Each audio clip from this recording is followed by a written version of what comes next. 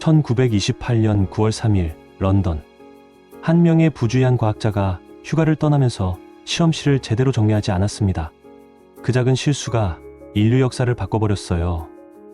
수억 명의 생명을 구하고 현대의학의 문을 연 기적적인 발견. 하지만 그것은 결코 계획된 것이 아니었습니다. 오늘 여러분에게 실패가 어떻게 기적이 되었는지 그 놀라운 이야기를 들려드리겠습니다.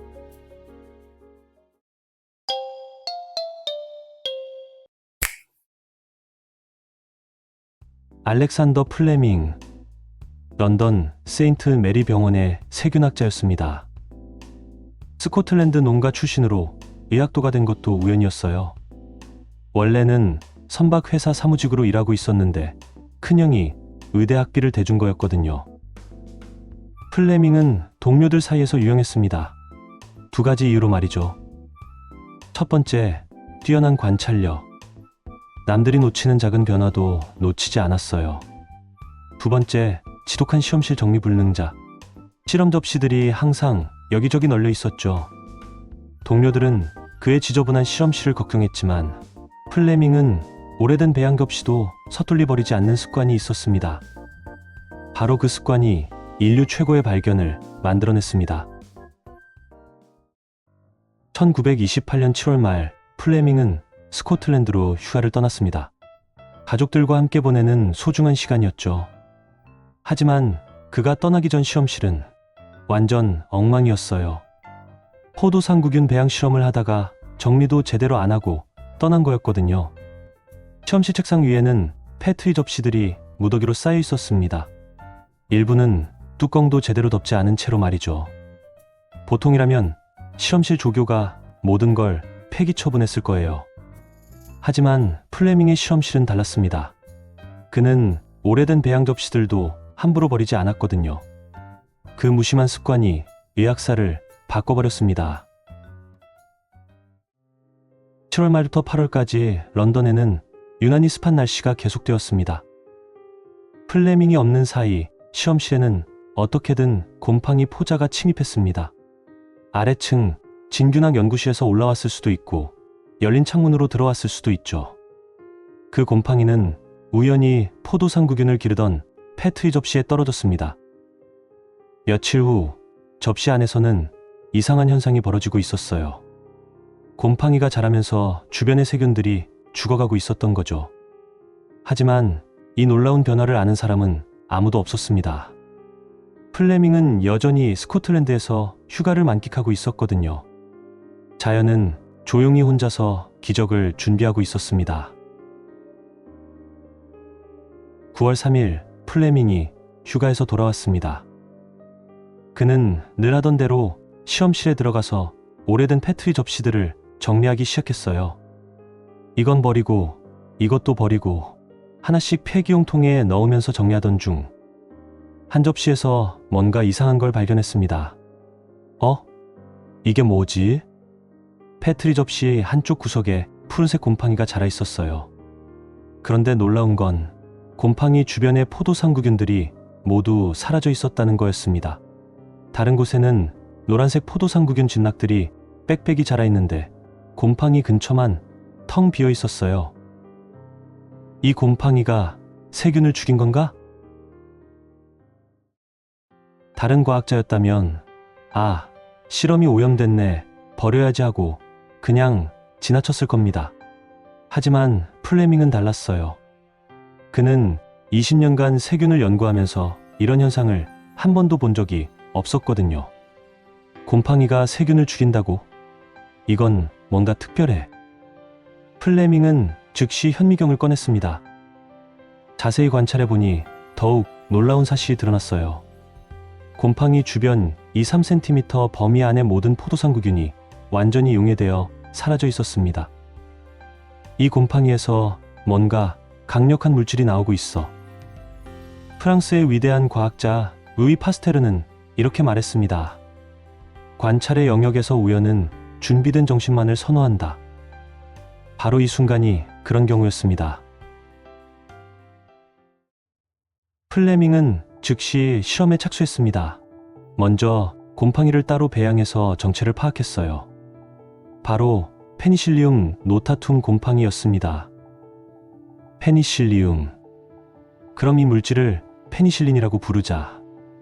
다음 시험은 더욱 흥미로웠어요. 곰팡이가 자란 배양액을 걸러내서 세균에 떨어뜨려 봤습니다. 결과는 놀라웠어요. 포도상구균뿐만 아니라 연쇄상구균, 폐렴구균까지 온갖 병원성 세균들이 죽어나갔습니다.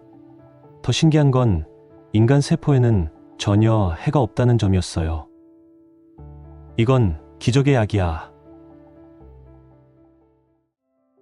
1929년 플레밍은 연구 결과를 발표했습니다. 논문 제목은 항균 작용을 가진 페니실리움 곰팡이에 대하여. 하지만 아무도 관심을 보이지 않았어요. 당시 의학계의 반응. 곰팡이로 병을 치료한다고? 말도 안 돼. 설사 효과가 있다고 해도 어떻게 대량 생산하겠어? 그냥 실험실 호기심 정도지 실용성은 제로야. 플레밍조차 처음엔 페니실린의 진정한 가치를 완전히 이해하지 못했어요. 그는 페니실린을 실험시용 세균 배양 도구 정도로만 생각했거든요. 하지만 운명은 다른 계획을 가지고 있었습니다. 1939년 제2차 세계대전이 발발했습니다. 전쟁터에서 수많은 병사들이 쓰러졌어요. 총알이나 폭탄보다 더 무서운 건 세균 감염이었습니다. 작은 상처도 염증이 생기면 죽음으로 이어졌거든요. 당시 의사들은 속수무책이었어요. 환자를 살릴 방법이 없다. 그때 옥스퍼드 대학의 하워드 플로리와 언스트 체인이 나타났습니다. 이들은 10년 전 플레밍의 논문을 다시 발견했어요. 잠깐, 이 페니실린이라는 게 혹시 전쟁이라는 절망적 상황이 기적의 재발견을 만들어낸 거였습니다. 1940년 플로리 팀이 페니실린 정제에 성공했습니다. 1941년 2월 첫 번째 임상시험이 이루어졌어요. 환자는 에버트 알렉산더라는 경찰관이었습니다. 그는 장미가시에 찔린 상처에서 시작된 폐혈증으로 죽어가고 있었어요. 페니실린 주사를 맞은 후 기적이 일어났습니다. 24시간 만에 열이 내리고 상처가 아물기 시작했어요. 하지만 안타깝게도 페니실린이 떨어져서 결국 재발로 사망했습니다. 그래도 효과는 확실히 입증되었죠. 이제 필요한 건 대량 생산이었습니다. 1942년 미국이 페니실린 대량 생산에 나섰습니다. 제약회사들과 정부가 협력해서 거대한 발효 탱크를 만들었어요. 1943년부터 연합군 병사들이 페니실린을 사용할 수 있게 되었습니다. 결과는 혁명적이었어요. 1차 세계대전 때 감염으로 인한 사망률은 약 18%였습니다. 하지만 페니실린을 사용한 2차 세계대전에서는 1% 미만으로 떨어졌어요. 수술 후 감염도 거의 사라졌습니다. 1945년 플레밍, 플로리, 체인은 함께 노벨 생리의학상을 받았습니다. 플레밍은 수상연설에서 이렇게 말했어요. 나는 페니실린을 발명한 게 아니다. 자연이 만든 것을 발견했을 뿐이다. 페니실린의 발견은 인류 역사를 바꿔놓았습니다. 20세기 이전 작은 상처도 생명을 위협. 20세기 이후 대부분의 세균 감염, 치료 가능. 페니실린 덕분에 구해진 생명은 수억 명에 달합니다. 그뿐만 아니라 페니실린의 성공은 항생제 시대를 열었어요. 스트랩토마이신, 결핵치료, 테트라사이클린, 광범위 항생제, 에리스로마이신, 페니실린 알레르기 환자용. 현대의학의 모든 것이 가능해진 이유. 안전한 수술, 장기 이식, 암치료 중 감염 예방, 신생아 생존율 향상. 플레밍의 그 작은 실수가 없었다면 우리는 여전히 세균과의 전쟁에서 지고 있었을 거예요. 페니실린 발견 이야기가 우리에게 주는 교훈은 뭘까요?